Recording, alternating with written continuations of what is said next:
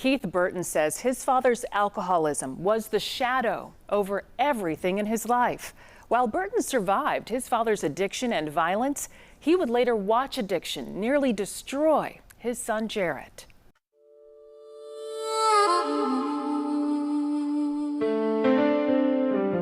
And very often, even though my dad has been gone for many years, those shadows remain for me when an alcoholic is gone.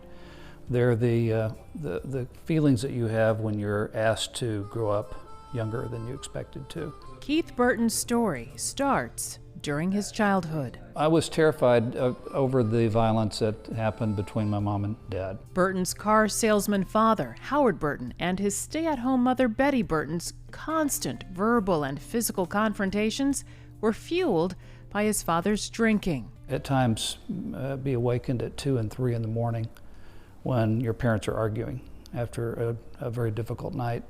And then after getting up to care for both of them, then preparing yourself to go to school the next morning. As the Geneva-based author writes in his new book, Shadows of Sobriety, those painful memories are the shadows that still exist for him today. So hurt people can be healed by their stories, and I wrote this book for that reason, to give myself a voice for the things that I'd held on to for so many years, but also to give a voice to other people who have similar stories to mine. Burton says he and his siblings never spoke about the violence they saw and heard at home.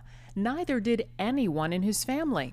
He had a successful career, traveling the world, doing corporate communications, with his turbulent childhood having no impact. But soon, the signs of his unacknowledged past started to appear.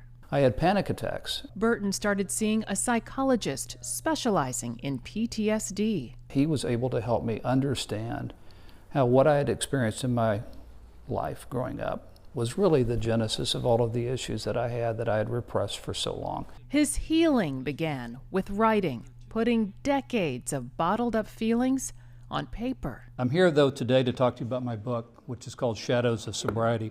Burton has given talks around the country, going to bookstores and churches, using his pain to empower others.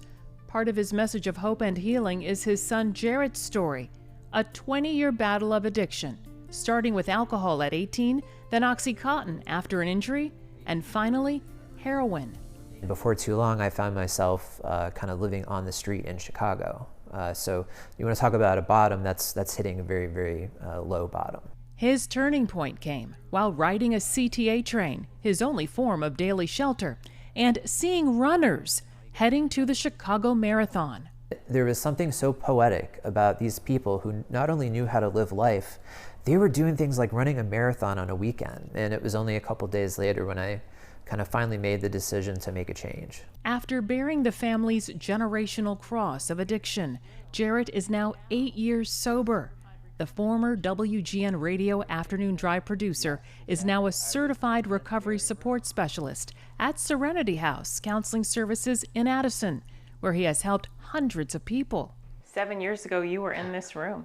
Yeah, this exact room. It's the same rehabilitation center that helped him battle and beat his addiction. I'm so very proud of him. And the reason I'm proud of him is that I know the journey he's been on. The struggles I went through, if I was able to just save one person to me, that everything is worth it. Jarrett is also a 2-time cancer survivor. He leads a Narcan expansion program at Serenity House, so the overdose reversal drug can be found at locations like libraries and police stations throughout DuPage County. For Keith, what's next? Writing a book about leadership.